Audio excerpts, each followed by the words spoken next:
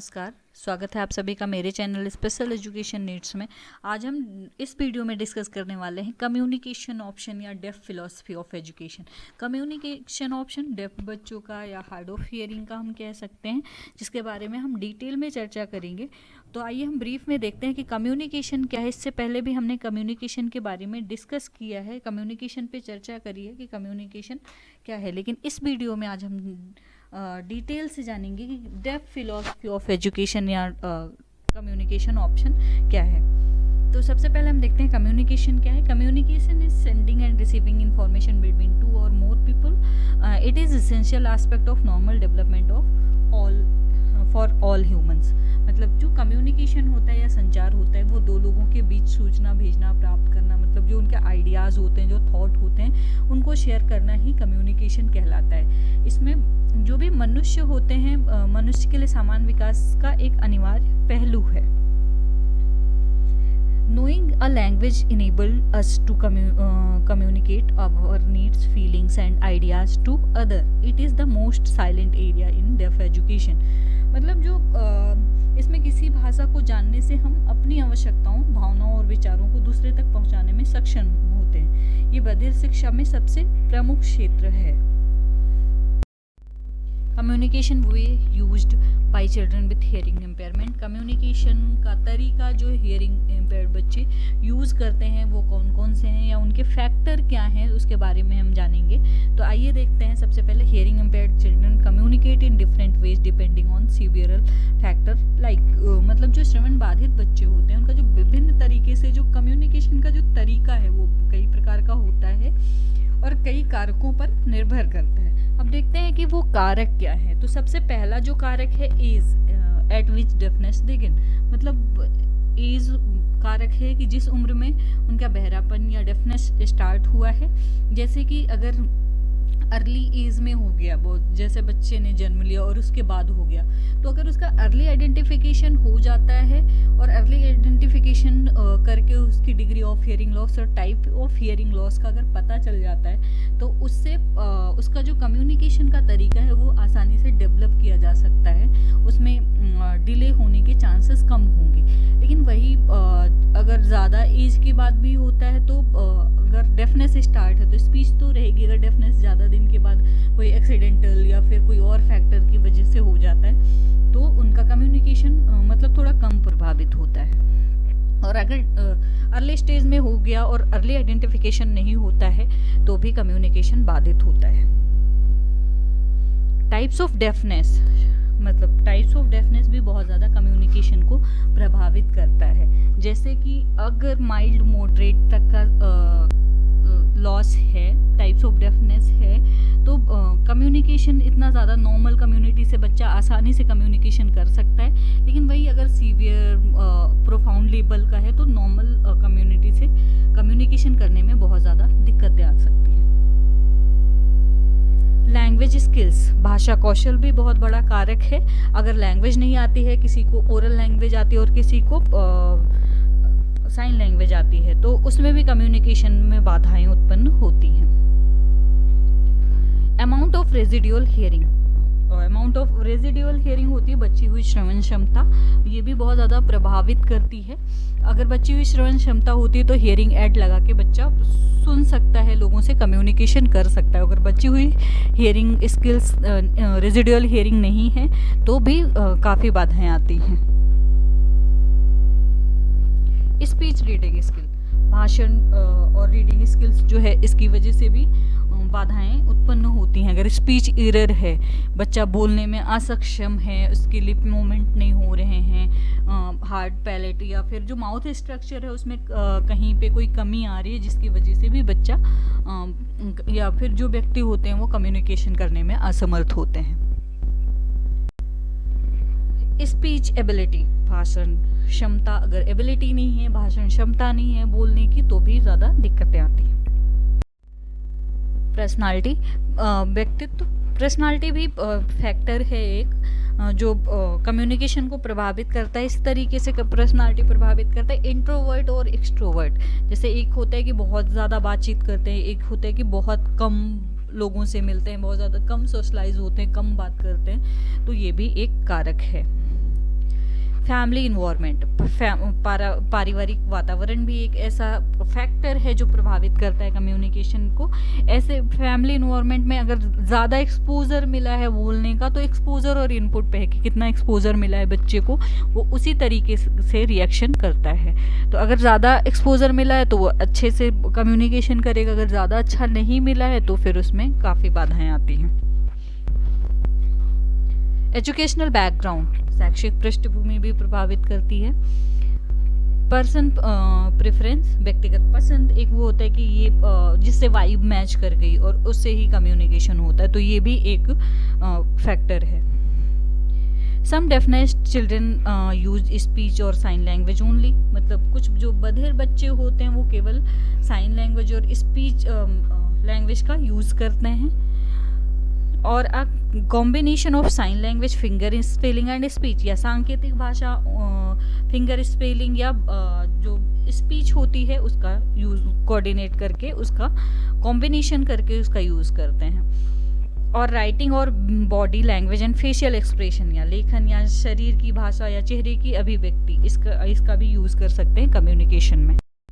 Modes of linguistic communication, तो सबसे पहले देखते हैं the modes of linguistic communication और ओरलिज्म, मौखिकवाद, मैनुअलिज्म, सांकेतिकवाद, एजुकेशनल बायलिंगुअलिज्म, शैक्षिक द्विभाषितावाद, और टोटल कम्युनिकेशन, संपूर्ण संचार या संपूर्ण कम्युनिकेशन कह सकते हैं।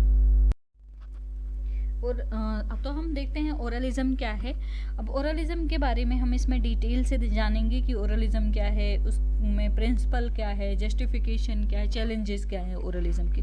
तो सबसे पहले ओरलिज्म को फॉलो करने के लिए दो चीज़ों की ज़रूरत पड़ती है। अगर हम हियरिंग इम्पेयर्ड के पर्सपेक्टिव में बात करते हैं, तो जो हार्ड ऑफ हियरिंग होते हैं वो ओरलिज्म को यूज़ कर सकते हैं, या जिनकी रेजिडिवल हियरिंग बची हुई होती है वो ओरलिज्म को फॉलो कर सकते हैं। ओरलिज्म का मानना है कि इसमें सांकेतिक भाषा बच्चों को नहीं सिखाई जाए। अगर इसमें ओरलिज्म सिखाया जाएगा बच्चों को तो समाज की मुख्य धारा से वो जुड़ सकते हैं। तो आइए देखते हैं ओरलिज्म क्या है। Oralism is the education of deaf student through oral language by using lip reading, speech and mimicking the mouth shape and breathing patterns of speech instead of using sign language within the classroom.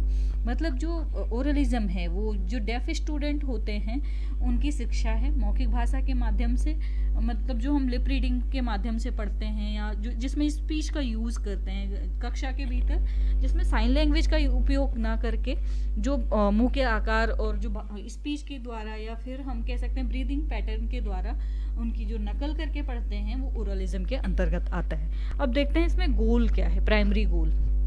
तो जो इसका primary goal है, to develop speech and communication skills necessary for integration into the hearing community. मतलब जो श्रवण community होती है, जो hearing community होती है, उसके इंटीग्रेशन के लिए स्पीच और कम्युनिकेशन कौशल को विकसित करना। आगे हम देखते हैं प्रिंसिपल क्या है इस फिलॉसफी के, या इसको डेफ फिलॉसफी ऑफ एजुकेशन भी बोलते हैं। तो प्रिंसिपल क्या है ओरलिज्म के, वो उसके बारे में हम देखते हैं। तो पहला प्रिंसिपल है मोर एम्फेसाइज ऑन सोशल गोल्स, मतलब सामाजिक लक्ष्यों पर ज़्यादा अधिक जोर देता है ओरलिज्म, क्योंकि इसका मानना है कि बच्चे को अगर हम ओरल सिखाते हैं तो वो समाज की मुख्य धारा से जुड़ सकता है, लोगों से कम्युनिकेशन अच्छी तरीके से कर सकता है। एम्फेसाइज ऑन रेजिडुअल हियरिंग, इस पे सबसे ज़्यादा रेजिडुअल हियरिंग पर जोर देते हैं, क्योंकि जो बच्चे की बची हुई श्रवण क्षमता होती है वो उसका यूज़ नहीं करते, तो धीरे धीरे प्रोग्रेसिव हियरिंग लॉस होने की वजह से वो भी सुनाई देना कम पड़ जाता है। तो इसीलिए ये ज़्यादा से ज़्यादा जो रेजिडुअल हियरिंग होती है उस पर जोर देता है। मोटो स्पीच थ्रू स्पीच, मतलब इसका जो मोटो होता है वो स्पीच थ्रू स्पीच होता है, भाषण के माध्यम से भाषण, मतलब स्पीच के माध्यम से स्पीच सिखाना। जो 4 है रोल ऑफ स्पीच इन ओरलिज्म, मौखिकवाद में भाषण की भूमिका बहुत ज़्यादा डिज़ायरेबल है, बहुत ज़्यादा प्राप्त करने योग्य है, बहुत ज़्यादा वांछनीय है, हम कह सकते हैं इसमें जो स्पीच की भूमिका है। रोल ऑफ मैनुअल कम्युनिकेशन, हस्त संचार की भूमिका इसमें ना के बराबर है। अब देखते हैं जस्टिफिकेशन ऑफ ओरलिज्म। तो नीड फॉर स्पीच, भाषण की आवश्यकता इसमें ज़्यादा होती है, स्पीच की आवश्यकता ज़्यादा होती है, क्योंकि बिना स्पीच के हम ओरल नहीं सीख सकते। तो जब हमारा माउथ स्ट्रक्चर होता है उसके द्वारा हम क्या करते हैं, ओरलिज्म को फॉलो कर सकते हैं। हमारा मैनर ऑफ आर्टिकुलेशन और प्लेस ऑफ आर्टिकुलेशन अगर हमारा सही है तो उसके द्वारा हम स्पीच सीख सकते हैं। तो इसीलिए इसमें भाषण की आवश्यकता या स्पीच की आवश्यकता बहुत ज़्यादा होती है। Development in audiology, speech science and special education.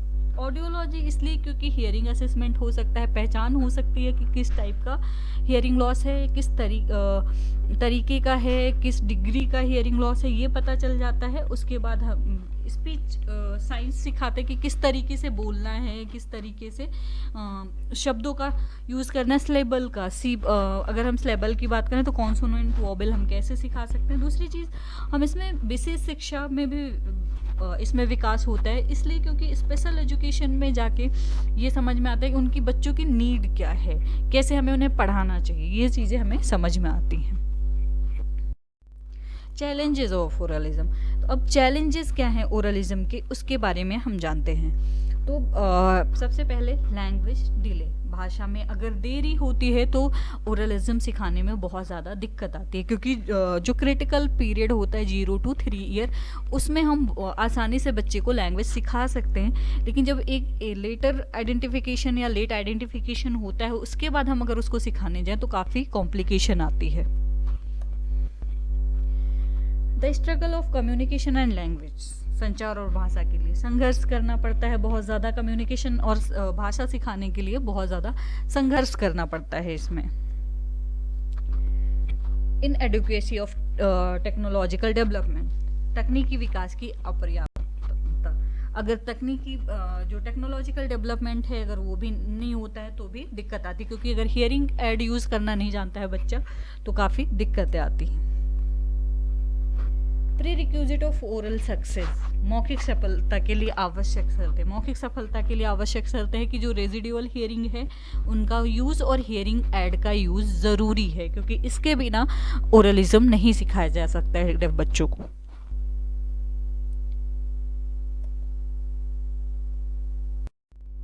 Next हम बात करते हैं मैनुअलिज्म, यानी कि सांकेतिकवाद भी कह सकते हैं हम। तो मैनुअलिज्म में ज़्यादा से ज़्यादा साइन लैंग्वेज का यूज़ किया जाता है। ये जो डेफ फिलॉसफी ऑफ एजुकेशन ये भी है, लेकिन इसमें जो कैपिटल डी डेफ वाले होते हैं वो मैनुअलिज्म को ज़्यादा फॉलो करते हैं। जो डेफ कम्युनिटी वाले लोग होते हैं वो मैनुअलिज्म को ज़्यादा फॉलो करते हैं। वो कितनी भी रेजिडुअल हियरिंग बची हुई हो, कितनी भी श्रवण क्षमता हो, अवशिष्ट क्षमता हो, वो उनका यूज़ नहीं करना चाहते हैं। इनका मानना है कि हम जब कम्युनिकेशन कर सकते हैं तो हम साइन लैंग्वेज के द्वारा क्यों नहीं कर सकते। तो आइए देखते हैं मैनुअलिज्म के बारे में और डिटेल से। तो manualism is a method of education of deaf student using sign language within the classroom. Manualism जो है डेफ स्टूडेंट को कक्षा के भीतर सांकेतिक भाषा का उपयोग करके शिक्षा देने का एक तरीका है। मतलब जब हम क्लासरूम में बच्चों को शिक्षा देते हैं तो उसमें जो मैनुअलिज्म है उसकी एक विधि या फिर हम तरीका कह सकते हैं जो मैनुअलिज्म है। अब इसका प्राइमरी गोल क्या है वो देखते हैं। To enable the child to communicate even if the child never learn to speak effectively, it prepare a child for access to the deaf community. बच्चे को प्रभावी ढंग से अगर बोलना नहीं सीखने पर अगर बच्चा नहीं बोल पाता है, उसकी जो रेजिडुअल हियरिंग होती है वो भी कम होती है और उसे हम नहीं सिखा सकते, बहुत ज़्यादा कॉम्प्लिकेशन आते हैं। तो बच्चे को कम्युनिकेशन में सक्षम बनाने के लिए हम क्या करते हैं, मैनुअलिज्म का यूज़ करते हैं। और जैसे कि मैंने इससे पहले बोला कि जो डेफ कम्युनिटी वाले, कैपिटल डी डेफ कम्युनिटी वाले होते हैं, उनकी पहुंच के लिए एक बच्चे को मतलब तैयार करना मैनुअलिज्म है। जैसे डेफ कम्युनिटी वालों से बच्चे को कम्युनिकेशन करना है तो वो मैनुअलिज्म का यूज़ कर सकता है। प्रिंसिपल ऑफ मैनुअलिज्म देखते हैं। तो प्रिंसिपल ऑफ मैनुअलिज्म है एम्फेसिस ऑफ इंडिविजुअलिस्टिक गोल्स। आपको ध्यान देने की चीज़ें हैं, क्योंकि जो ओरलिज्म है वो सोशल एम्फेसिस पे ज़्यादा, मतलब उसमें सोशल एम्फेसिस है, समाजवादी या फिर हम कह सकते हैं समाज पे समाजवादी लक्ष्यों पर ज़्यादा जोर देता है। लेकिन जो मैनुअलिज्म है वो व्यक्तिवादी लक्ष्यों पर जोर देता है। इसमें क्या होता है, उसकी जो खुद की नीड्स होती है वो फुलफिल होती है। सेकेंड है motto sign language through sign language, मतलब साइन लैंग्वेज के द्वारा साइन लैंग्वेज सिखाना, इसका जो मोटो है, जिससे जो नेचुरल साइन होते हैं, बच्चे जो होते हैं डेफ होते हैं वो अपनी साइन विकसित कर लेते हैं अगर उनके पास कोई और साइन नहीं होती है तो उस साइन लैंग्वेज के द्वारा साइन लैंग्वेज सिखाना इसका मोटो होता है। No emphasis on oral language development, मौखिक भाषा के विकास पर कोई जोर नहीं होता है, मतलब ओरल लैंग्वेज पे ये बिल्कुल भी फोकस नहीं करते हैं। इनका मानना है कि अगर किसी को कम्युनिकेशन करना है तो वो साइन लैंग्वेज सीख के करे। Development of self confidence in deaf community, बधिर समुदाय में आत्मविश्वास का विकास करना। अगर कोई डेफ कम्युनिटी है तो उनका सेल्फ कॉन्फिडेंस डेवलप होगा अगर वो साइन लैंग्वेज के द्वारा कम्युनिकेशन करते हैं तो। To fulfil the right to deaf people, बधिर लोगों के अधिकारों को पूरा करना, मतलब जो डेफ पीपल हैं या जो डेफ कम्युनिटी को फॉलो करते हैं उनके जो राइट हैं उनको पूरा करना। अब देखते हैं justification for manualism. Justification for manualism क्या है? तो it is the basis need to deaf person, ये जो डेफ पर्सन होते हैं उनकी बेसिक नीड है। Can teach successfully to deaf student with this option, मतलब इस ऑप्शन के द्वारा हम क्या कर सकते हैं, जो डेफ स्टूडेंट हैं उनको आसानी से पढ़ा सकते हैं, सफलतापूर्वक पढ़ा सकते हैं। It is easy then oral mode, ये मौखिक मोड से ज़्यादा आसान है, इसलिए जो डेफ बच्चे होते हैं वो ज़्यादा प्रिफर करते हैं साइन लैंग्वेज को। This can fulfil the psychological need of deaf people, ये जो डेफ पीपल होते हैं उनकी जो साइकोलॉजिकल नीड्स है उनको उसको भी साइन लैंग्वेज पूरा करता है। चैलेंजेस देखते हैं मैनुअलिज्म के।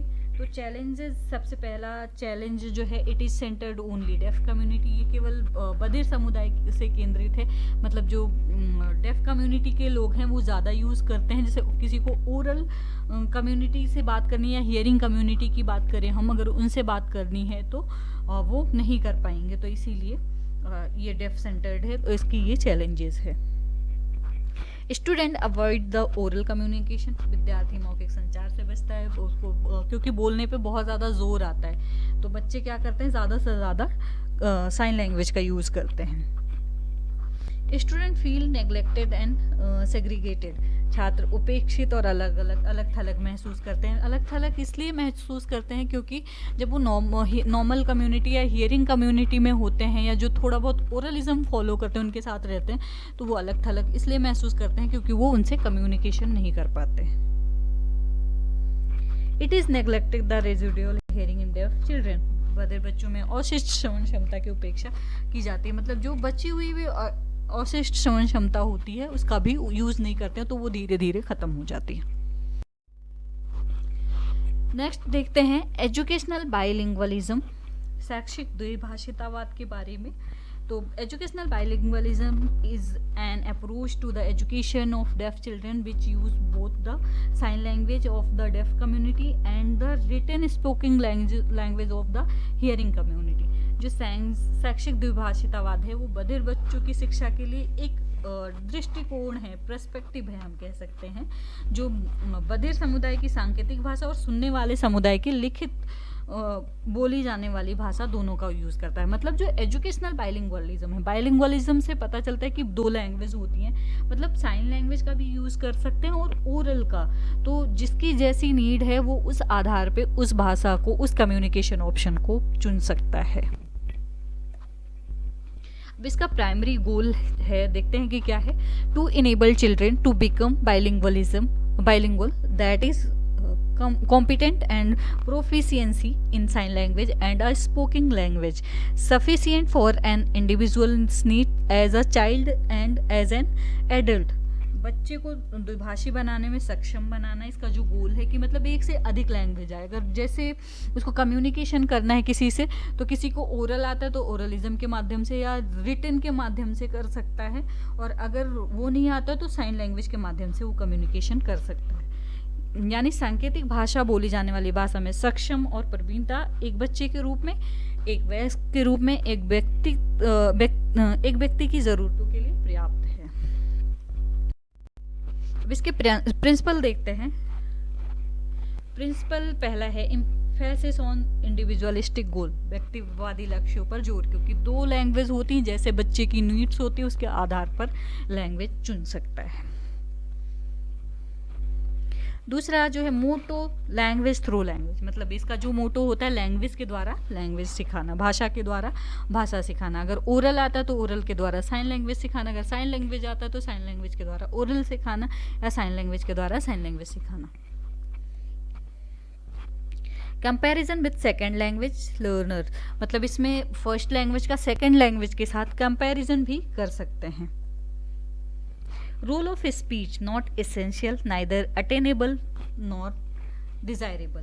जैसे अगर हम बात करें तो रोल ऑफ स्पीच अगर हम ओरलिज्म में देखें तो एसेंशियल भी होता है, अटेनेबल भी होता है और डिजायरेबल भी होता है। लेकिन अगर हम इसमें देखें तो रोल ऑफ स्पीच जो होती है वो एसेंशियल भी नहीं है ज़्यादा, अटेनेबल भी नहीं है और समटाइम डिजायरेबल भी नहीं है, मतलब है भी और नहीं भी।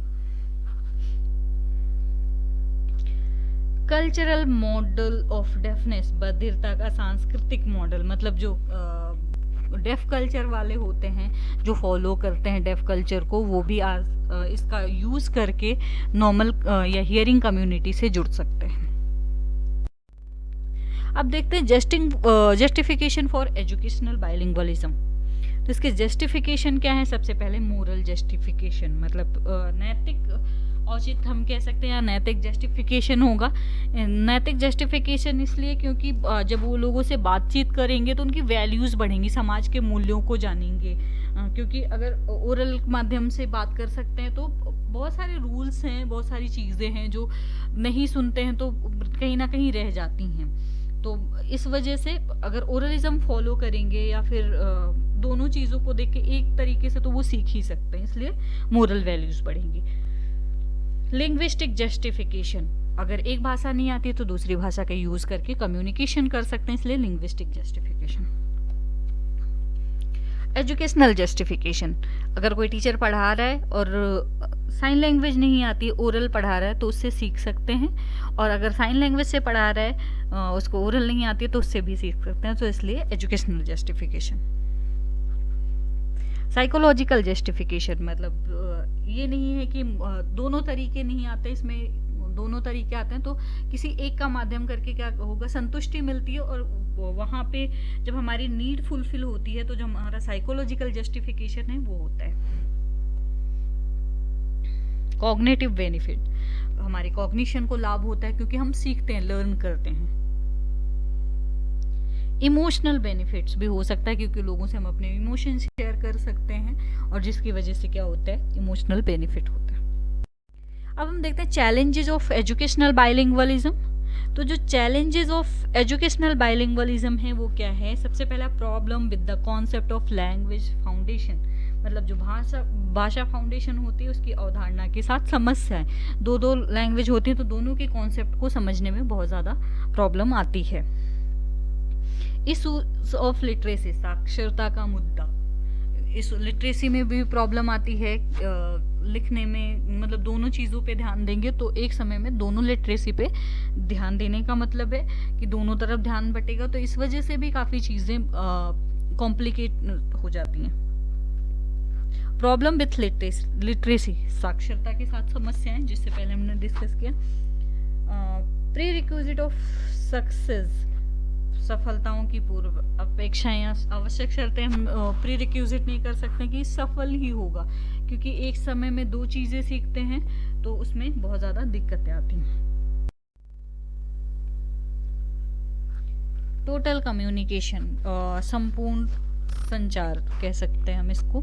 तो जब हम टोटल कम्युनिकेशन की बात करते हैं तो हर वो तरीका कम्युनिकेशन का जिसके द्वारा हम बच्चे को पढ़ाई में इन्वॉल्व कर सकते हैं, एजुकेशन में इन्वॉल्व कर सकते हैं, कम्युनिकेशन में इन्वॉल्व कर सकते हैं। तो देखते हैं टोटल कम्युनिकेशन क्या है। Total communication is an approach to deaf education that aim to make use a number of modes of communication such as sign, oral, auditory, written and visual aids depending on the particular needs and ability of the child.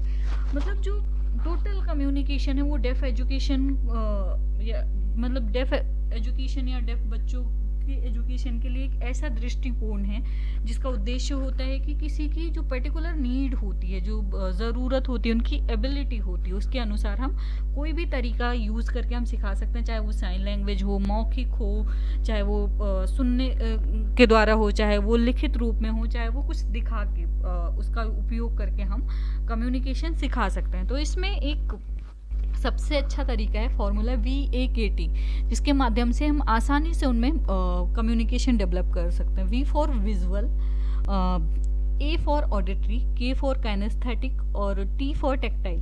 तो अगर हम visual कुछ दिखा रहे हैं, कोई flash card दिखा रहे हैं, पिक्चर दिखा रहे हैं, जिसके माध्यम से बच्चे का कॉन्सेप्ट बहुत अच्छे से, वीडियो दिखा रहे हैं, उसके माध्यम से बच्चे का कॉन्सेप्ट बहुत अच्छे से डेवलप होता है। दूसरी चीज़, जिनकी A फॉर ऑडिटरी जो है, उसके माध्यम से भी हम सिखा सकते हैं। तो उसमें क्या है, अगर किसी बच्चे की रेजिडिवल हियरिंग है और वो सुन सकता है, तो उसको सुनने के माध्यम से भी हम आराम से सिखा सकते हैं कम्युनिकेशन।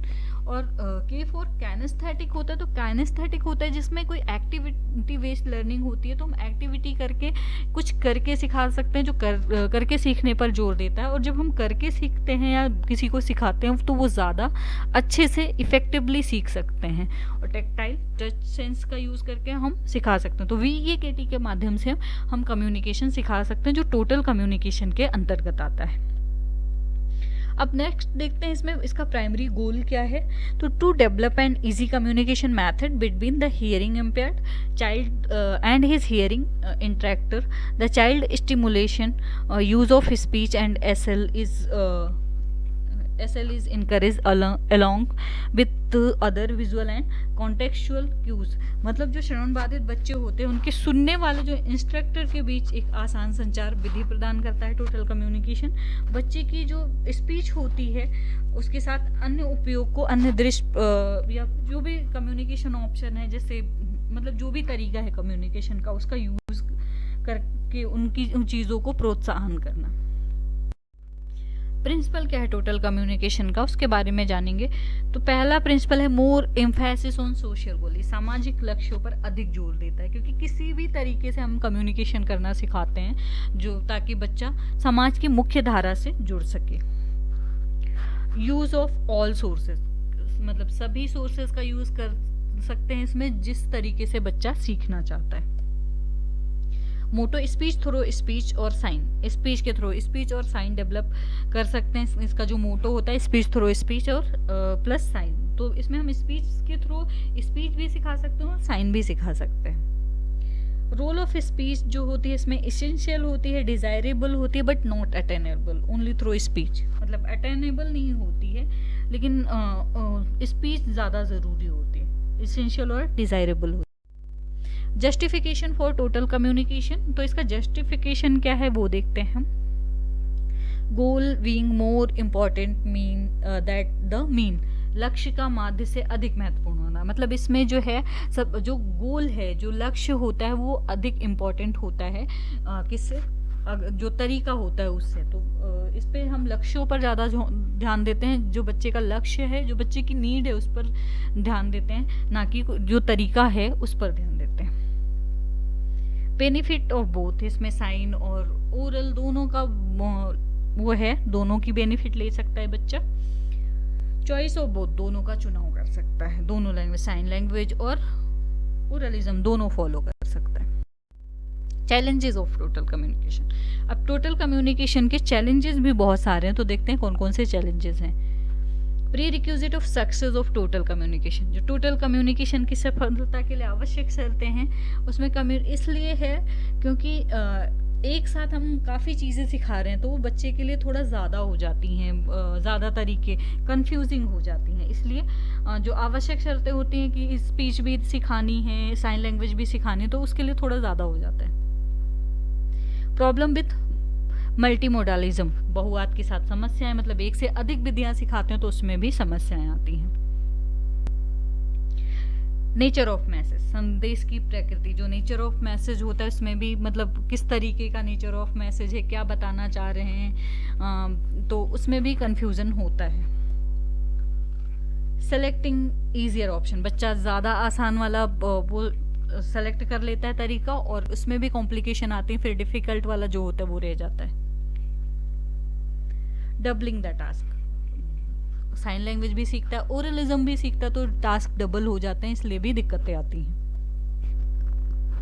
फिजिकल इम्पॉसिबिलिटीज, भौतिक मतलब असंभवता होती है, इसलिए क्योंकि फिजिकल मेहनत ज़्यादा करनी पड़ती है। ओरलिज्म वर्सेस मैनुअलिज्म, देखते हैं oralism versus manualism. Manualism and oralism are two opposing philosophy regarding the education of the def.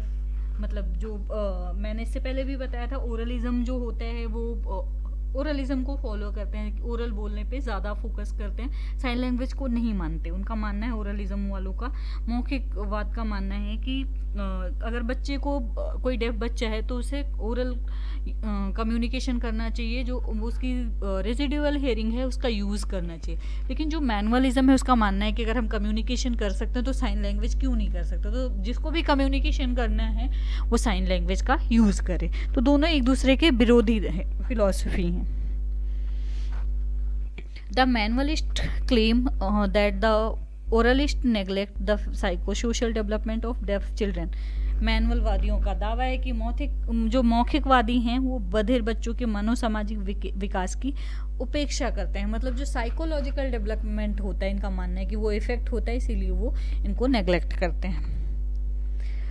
The oralist claim that the manualist neglect the residual hearing in deaf children, and their emphasis on sign language isolated them from the wider culture and hearing families member, thus serving inculcate them in a Chinese and inferior subculture that leave them unable to succeed in the general population. मतलब जो मौखिकवादी होते हैं उनका दावा है कि मैनुअलिस्ट जो होते हैं वो बधिर बच्चों में अवस्थित श्रवण की उपेक्षा करते हैं। मतलब इनका जो ओरलिज्म होते हैं वो रेजिडुअल हियरिंग को का यूज़ करके कोई भी चीज़ सिखाते हैं, लेकिन जो मैनुअलिज्म वाले होते हैं वो साइन लैंग्वेज का यूज़ करते हैं, जिसकी वजह से क्या होता है, जो अशिष्ट क्षमता होती है वो कहीं ना कहीं फिर धीरे धीरे वो पूरे उसमें ख़त्म हो जाती है।